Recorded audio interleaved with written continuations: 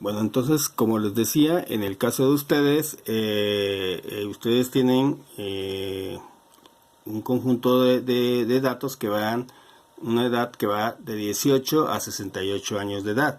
Entonces, restamos a 18, a 68 le restamos 18 y nos da 50, ¿no?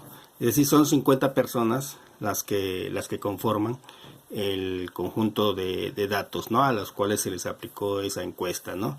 Entonces, en este caso, como la tabla que ustedes tienen tiene esta estructura, como se pueden dar cuenta, tiene 5 renglones, ¿no? Lo cual quiere decir que se puede dividir digamos, los intervalos, la clase se puede dividir en 5 intervalos de clase. Entonces, si dividimos 50 entre 5, nos da 10. Entonces, vamos a hacer 5 intervalos de clase y cada intervalo va a tener 10 datos. Por ejemplo, en este caso, el primer intervalo sería, en el caso de ustedes, iría del 18 al 28, porque del 18 al 28 son 10 datos, ¿no? El segundo intervalo iría del 29 al 39, ¿no? Sería serían 10 datos, ¿no? Y así se siguen con el siguiente intervalo, ¿no? De 10 en 10, hasta cubrir los 5 intervalos que van a tener aquí, en que van a dividir la clase de datos, van a ser 5 intervalos, ¿no? La marca de clase del primer intervalo, de este primer intervalo, pues es muy simple, como ya habíamos dicho, sumamos 28 más 18 y dividimos entre 2 y ese sería el promedio o marca de clase del primer intervalo.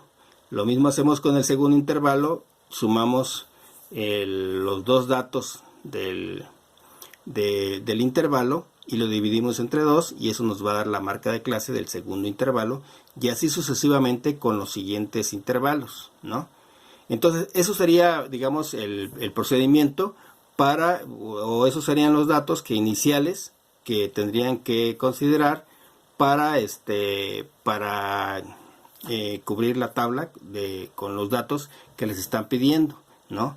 Y bueno, la frecuencia absoluta, en este caso, mi sugerencia sería que ustedes hicieran, por ejemplo, una tabla para organizar sus datos y con 2 columnas, ¿no? En el caso de la edad, sería la edad y el número de observaciones. Y desglosaran los 50 digamos, las edades de las personas de 18 a 68, ¿no? Y entonces van identificando en la tabla original, van identificando cuántas personas tienen 18 años de edad, ¿no? Cuántas personas 19, cuántas personas 20, un poco como se ve aquí. Este es un ejemplo, estas cantidades yo nada más las puse como ejemplo, no se corresponden. Es nada más para que les quede claro cómo podían ir desglosando las observaciones en relación a cada edad, para que al final se les facilite más obtener el número de observaciones de cada intervalo de clase. Entonces, por ejemplo, el primer intervalo, que sería del 18 al 28, pues entonces simplemente van en su tabla que pueden elaborar, irían del 18 al 28, checan cuántas observaciones hay, o sea, es decir, cuántas personas tienen una edad que oscila entre 18 y 28, y el total de personas que tengan esa edad entre 18 y 28 va a ser la frecuencia absoluta, ¿no? Y también esa misma cantidad del primer intervalo que corresponde al primer intervalo de clase va a ser la frecuencia acumulada, ¿no?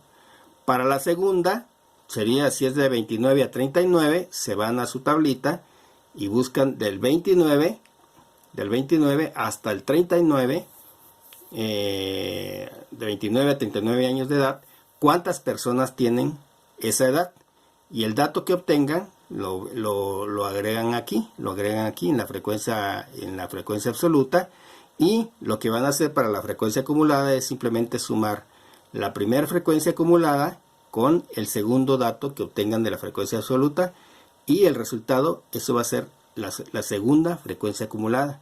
Y así sucesivamente se van con cada una de las, digamos, de las frecuencias de la tabla, y en la que están divididos la clase de datos y los intervalos de clase de cada conjunto de datos, ¿no?